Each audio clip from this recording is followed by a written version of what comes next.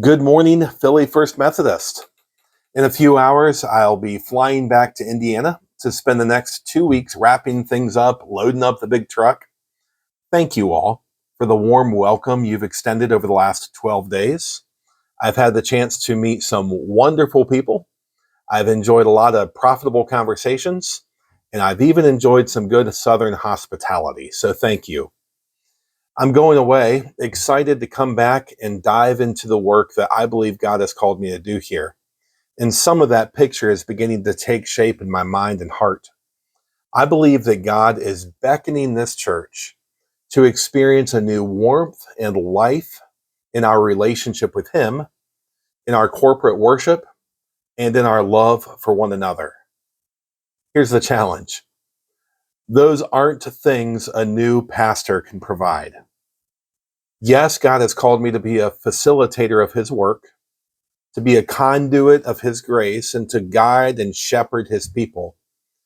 But the source of spiritual vitality, the inspiration for heartfelt worship, and the bond that unites us together in love, that's the work of the Holy Spirit. Church, will you join me in praying for a fresh outpouring of the Holy Spirit on us?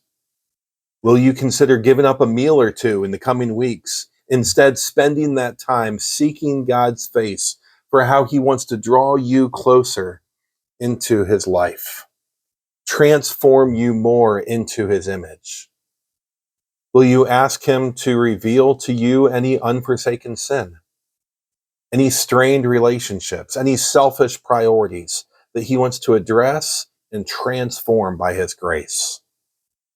My friends, we're not moving 11 hours from our corner of the world so that I can log 40 hours and collect a paycheck. And I don't believe that you show up to worship, to give, and to serve just because you have nothing else to do with your time and energy.